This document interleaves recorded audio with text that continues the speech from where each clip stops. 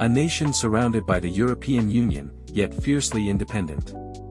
A place where you can stand on a glacier in the morning and eat lunch in an Italian-speaking piazza by noon. This is Switzerland. The land of precise clocks and wild meadows. Of luxury banks and quiet farmhouses. Where the trains are always on time, and the water is cleaner than anything you can buy in a bottle. In the next 17 minutes, we're not just visiting. We're decoding the secrets of the Swiss miracle. From the silent peaks of the Alps to the secret vaults of Zurich, let's go. Let's start with the obvious, the beauty. Covering nearly 2/3 of the country, the Swiss Alps are nature's cathedral. Here, the air is so crisp it almost hurts to breathe. In the Jungfrau region, you can take a train to the top of Europe, standing above a sea of ice that stretches for miles. But the real magic? It's in the valleys. The Lauterbrunnen Valley isn't just a place, it's an amphitheater of 72 waterfalls, where the sound of cowbells echoes like an old lullaby. This is where rural life thrives. Villages like Andermatt or Wengen are home to fewer than 2,000 people. Life here moves with the seasons. In autumn, the farmers don their finest traditional dress for the Alpabzug, the ceremonial cattle drive. They bring the herds down from the high pastures, the cows decorated with massive bells and floral crowns. It's a ritual of survival and community, unchanged for centuries. It feels like stepping back into a storybook. But flip the page. Just a 2-hour train ride from those silent peaks, you hit the urban jungle. This is where the low density ends. The average population density here is about 220 people per square kilometer. But in cities like Zurich, that number explodes to nearly 4,500 per square kilometer. 3/4 of the nation lives in cities like Zurich and Geneva, the diplomatic heart of the world. The contrast is violent. In the mountains, you might see one farmer and 100 cows. In Zurich, you'll see a banker in a tailored suit checking his watch that costs more than a car, walking past a medieval church built in the 13th century. This duality, ancient versus modern, slow versus fast, is the essence of Switzerland. So, how did a country with no oil, no coal, and almost no flat land become a global superpower? The answer is service. The service industry, banks, insurance, and tourism, dominates the economy. But Switzerland is the king of precision. Swiss watches are the most famous export, followed by heavy machinery and pharmaceuticals. Of course, we can't ignore the delicious stuff. Swiss chocolate and cheese are world famous, but they are actually small players in the export game compared to their industrial giants.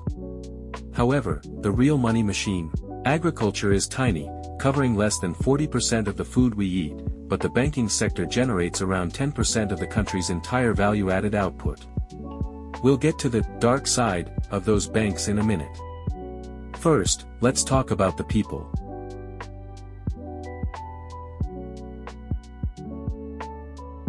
The Swiss work to live, not live to work. The average work week is between 40 and 42 hours, and by law, you get a minimum of 4 weeks paid vacation. And get this, there is a law that actually forbids bosses from contacting employees after work hours unless it's an emergency. The result? Weekends are sacred. They are for hiking, for swimming in the lakes, for family. And speaking of the lakes, look at the fountains. You can drink from almost any public fountain in Switzerland. The tap water quality is often better than bottled water, and the government invests heavily to keep it that way. Clean water is a right here. And then, there is the punctuality. It's not a stereotype, it's a religion. The Swiss Federal Railways moves millions of people daily. In 2024, long-distance trains had a punctuality rate of 98%, that means less than 3 minutes late. The system is seamless. You walk off a train, down the platform, and onto a connecting bus within 3 minutes. It is engineering perfection. But Switzerland stands alone. Literally. Look at a map of Europe. Switzerland is an island. It is not a member of the European Union. They voted to stay out, preferring their own bilateral deals and keeping their strong currency, the Swiss franc. However, they are deeply involved globally. Geneva is the European headquarters of the UN. And when it comes to war, Switzerland has a unique stance: armed neutrality. They do not have a massive army that invades. But they are anti-nuclear weapons. The Swiss government has actively participated in the UN Treaty on the Prohibition of Nuclear Weapons, pushing for global disarmament. They don't want the bomb, they want the business. And that business has a price. Let's talk numbers. The Swiss franc, CHF, is a safe haven. When the world economy sneezes, the franc doesn't catch a cold, it gets stronger. Recently, the Swiss franc hit decade highs against the euro, which is great for Swiss tourists abroad but painful for their exporters. Compared to the US dollar, the franc is incredibly stable. While the world suffers from inflation, Switzerland remains a low-inflation island.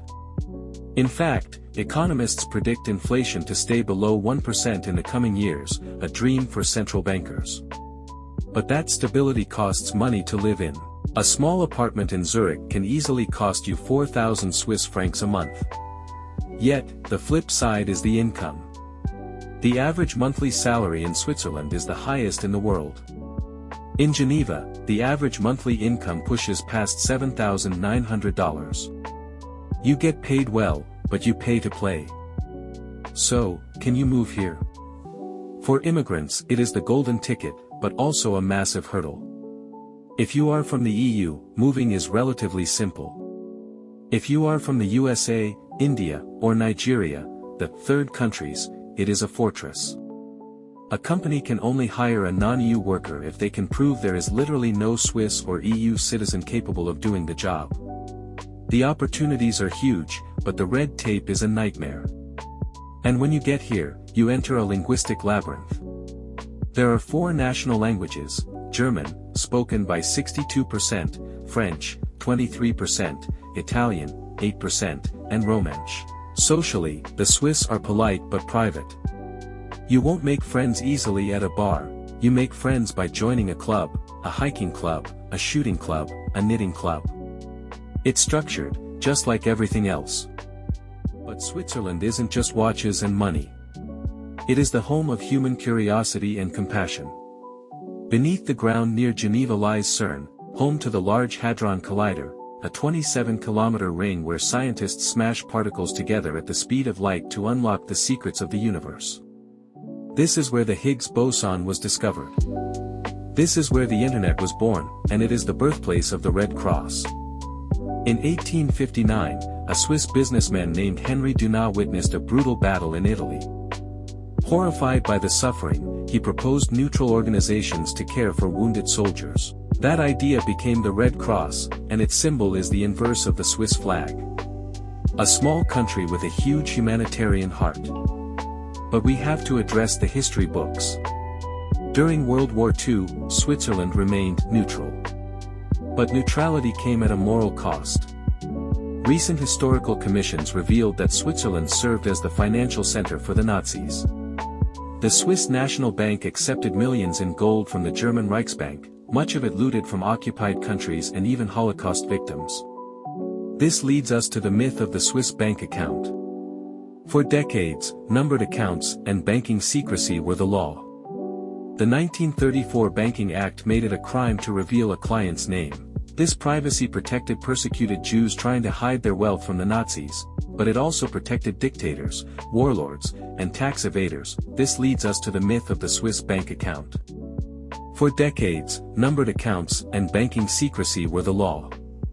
The 1934 Banking Act made it a crime to reveal a client's name. This privacy protected persecuted Jews trying to hide their wealth from the Nazis, but it also protected dictators, warlords, and tax evaders' transparency. So, why does it work? How did Switzerland get so rich? It started from nothing. In the 19th century, Switzerland was a poor, rural country with mass emigration. But they invested in education, precision engineering, and a liberal economic system. They focused on high-value goods, watches, then chemicals, then finance. They stayed out of wars and sold to both sides. Today, the system thrives because the government benefits the people. The welfare system is robust, the healthcare is universal, and the infrastructure is second to none. For the tourist, this is paradise. You buy a Swiss travel pass, and suddenly, every train, bus, and boat is yours. The Glacier Express takes you on an 8-hour journey through 91 tunnels and 291 bridges. It's not just transport, it is the best show on Earth. In the end, Switzerland is a contract. A society that agrees that the train must run on time, the water must be clean, and the bank must be secure. It is a place of stunning contradictions, dangerous glaciers and safe cities, ruthless bankers and compassionate Red Cross nurses, a country that rejected the EU but embraces the world. You come for the chocolate. You stay for the mystery.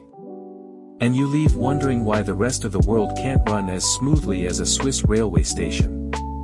If you enjoyed this deep dive into the Swiss machine, hit that like button. And if you want to see the secrets of the Swiss vaults or the peaks of the Matterhorn, subscribe and turn on notifications. Thanks for watching.